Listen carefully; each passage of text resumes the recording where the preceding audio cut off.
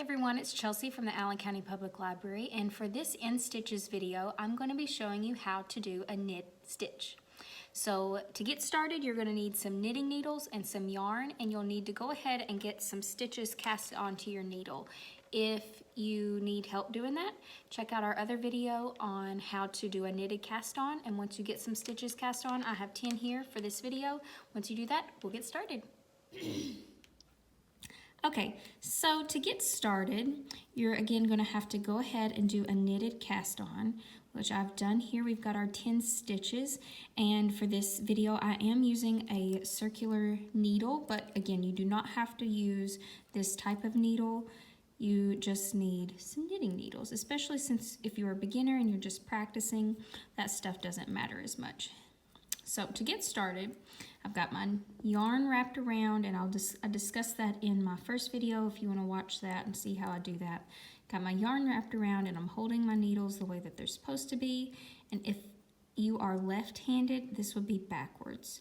But for my right-handed people, this is how you would hold your needles, and we're going to go ahead and get started. So since we started with a knitted cast on, this is going to be very similar to what we did in our last video. There's just a minor change at the end of this stitch, and it should be much simpler than before. So to get started, we're again going to go in through our loop. So you go from front to back. Got my stitches a little tight, so that's another important tip to remember, not to get too tight or it'll be hard to get your needle in through when you're knitting. Okay, so go from front to back. We'll throw that yarn around the back needle, and we will use our index finger to push through. Oh, I did it again. Split my yarn. We'll have to do that one more time. So we'll insert, wrap, push through, and that time we did it just right. So this is what you did in our previous video when we did a knitted cast on, and we would take this loop and put it onto this needle. But instead, we're going to use our index finger with our left hand to slide that stitch off the needle. So that is our first knit stitch. So I'm going to do it again for you.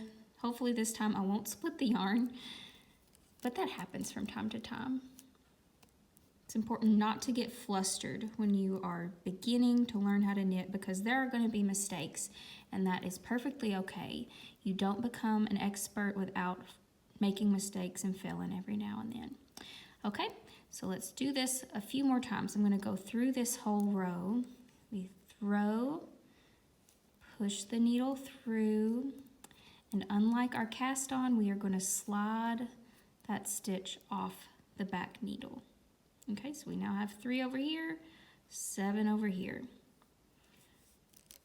It's important to keep track of how many stitches you have, because a lot of times, especially if you're just beginning, you can accidentally make a stitch, you can drop a stitch, and if you know how many is supposed to be on the needle, you can gauge if you're doing it right, if you're making some mistakes, when to stop and look back and check your work. So again, we go from front to back, wrap it around, use our index finger to push that through, catch it on the way under, and slide the back stitch off. If you're using bigger needles, you might have those bigger loops and you might run into an issue with that, but just go slow and take your time. Really use this index finger. I find that to be very helpful to help push that through so that we are catching that stitch right there that my thumb's on. And we are pulling it through and sliding it off the back. All right, insert, throw the yarn, push with our index finger, and also try to keep your needles touching. That way that this thread does not slide up and down, because you've got it stuck between those noodles. It's not going anywhere. So we'll slide that through.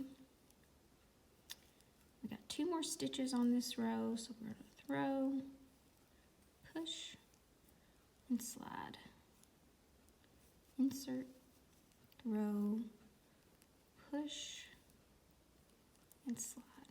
Okay, so we've gone through our first row, and you can see those make some very nice stitches. And if you are beginning, they may not be this uniform. You might have some that are really big, some that are pretty small, and that is to be expected because you haven't gotten down your tension.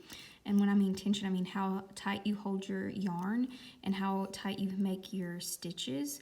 So don't worry too much about that right now because we're just trying to get the motion, get the practice of the stitch down. And when you get that down, that tension just kind of comes naturally. So I'm going to do a couple more rounds and I'm going to show you what it looks like when you do all knit stitches for a few rounds. Alright, so as you can see, I have gone ahead and done about 6 rounds of knitting. And what it's done is made this ridge pattern. So this is the most basic form of knitting. I'm simply knitting all the stitches off one needle onto the next needle, and then I flip it and knit all those stitches off that needle onto the other needle. So in doing so, we're making this ridge, and this is called the garter stitch. It is very simple. If you wanted to make a scarf, you could just simply knit back and forth in the same manner and you would have this nice ridge pattern. It is very easy to do, a nice little gift that you could make for a friend or family member for Christmas. But this is the most basic form of knitting and it is the foundation of everything that you'll do from here on out. So if you'll stick with me, we'll keep building on this foundation and we will learn how to make all kinds of different crafts with just these different stitches that I'll be showing you. Okay guys, that's all I have for you today. I hope you have learned how to do your knit stitch and that you'll just keep practicing because practice makes perfect. You're not going to be perfect that first time that you make a knit stitch, but if you keep trying and you keep making your rows back and forth, you will see that you will get better and that it will all come out even like this. Okay, I hope you enjoyed this and we'll see you next time.